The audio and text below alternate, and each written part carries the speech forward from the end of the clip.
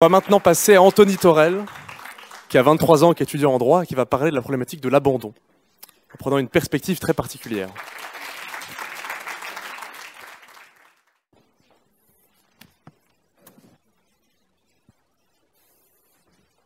À Paris, le vendredi 25 mars 2022. Objet, l'abandon des animaux de compagnie. Monsieur le Premier ministre, je m'appelle Lucas et j'ai 8 ans. J'ai demandé à ma mère de vous écrire une lettre. J'ai encore peur d'apprendre que la famille d'un de mes camarades de classe abandonnera son animal de compagnie pour partir en vacances cet été.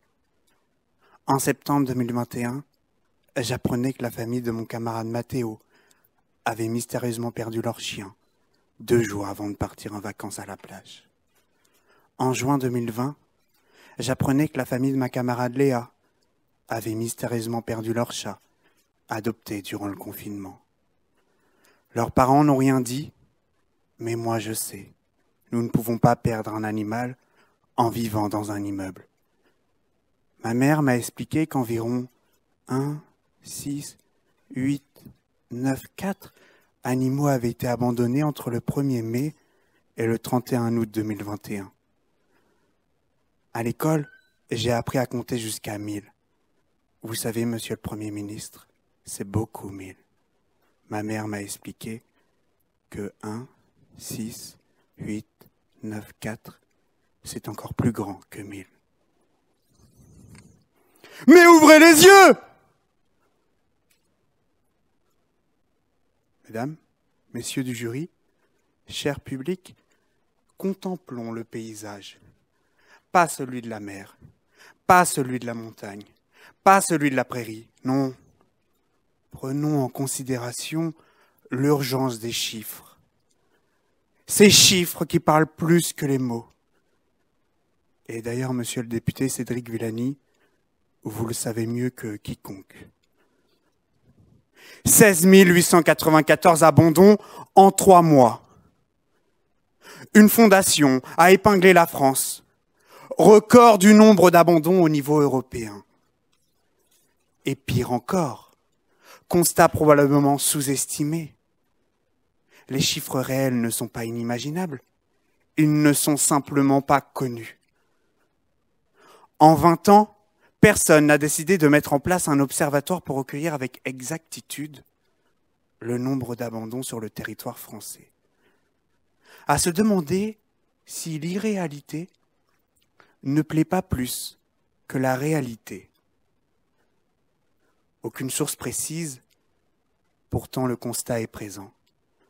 Mesdames, Messieurs, la France ne se donne pas les moyens pour lutter contre l'abandon des animaux. Il faut savoir se poser les bonnes questions pour trouver les réponses justes. L'État, une fois de plus, a décidé de recourir à la sensibilisation. L'adopter, c'est s'engager. L'animal n'est pas un prêt. L'animal n'est ni un prêt immobilier, ni un prêt à la consommation. C'est un compagnon de vie. L'animal, c'est pour la vie, toute sa vie. Il semble que l'État ne se soit pas posé les bonnes questions. Alors, certains seraient tentés de recourir à la répression.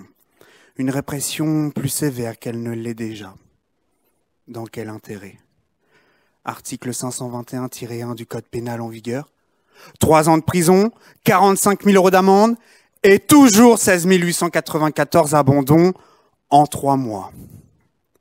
4 ans de prison, 60 000 € d'amende et encore 16 894 abandons en 3 mois. 5 ans, 75 000 €, mais encore et toujours 16 894 abandons en 3 mois. Alors il faut faire quoi ? 30 ans de réclusion criminelle ? Ce n'est pas ça la justice.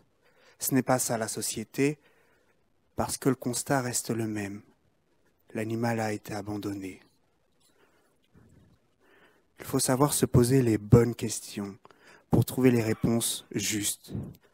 L'animal abandonné subit un préjudice qui mérite réparation. pas seulement par de la prévention, pas seulement par de la répression, mais également avec de la réflexion. Mesdames, messieurs du jury, cher public, comment lutter contre l'abandon des animaux? Disons même, comment lutter contre le business de l'animal objet? D'abord, dans les plus brefs délais, il faut obliger les lieux de vacances à accueillir tous les animaux de compagnie. Mais cette mesure a une portée limitée. Si elle permet de réduire les abandons pour les départs en vacances, elle ne met certainement pas fin à la conception de l'animal objet. C'est pourquoi, par la suite, il faut immédiatement interdire les ventes dans les animaleries. Parce que 2024, c'est un peu long comme échéance. De même, les particuliers ne doivent pas avoir le droit de vendre des animaux. L'élevage des animaux domestiques doit rester l'affaire de professionnels qui font l'objet d'un encadrement strict. Et il faut contraindre ces éleveurs à suivre les animaux cédés durant un certain nombre d'années. Parce que obliger à signer un document, c'est bien, mais s'assurer du respect du document, c'est mieux. Puis, il faut interdire complètement les donations sur les réseaux sociaux et les plateformes numériques privées. Celles-ci devraient être effectuées sur une plateforme unique et publique, pour permettre aux associations d'accompagner, d'encadrer et de surveiller ces donations. Une telle procédure permet de faire comprendre aux individus que non, un animal, ce n'est pas récupérer une chaise ou donner des assiettes. Parce que créer une catégorie spécifique sur des plateformes privées, c'est bien, mais créer un site spécifiquement pour les donations d'animaux, c'est mieux. Enfin, pour lutter définitivement contre le business de l'animal objet, il faut donner un véritable statut juridique à l'animal de compagnie. Le fait qu'il soit considéré comme des êtres doués de sensibilité n'empêche pas qu'il reste au regard du droit, donc de la société, des objets. Il y a dans nos sociétés 3 grands fléaux qui touchent les animaux, à savoir les mauvais traitements, l'abandon et la mise à mort.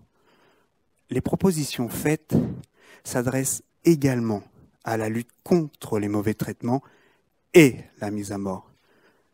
Parce que le business de l'animal objet est au cœur de ces fléaux. Monsieur le Premier ministre, j'espère que vous allez préparer une loi pour empêcher l'abandon des animaux. Ma mère m'a dit que des lois existaient déjà, mais ce n'est pas vrai.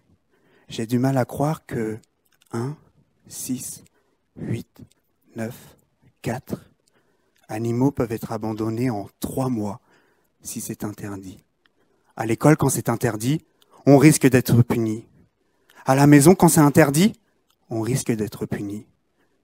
C'est les risques d'être punis qui nous empêchent de faire l'interdit.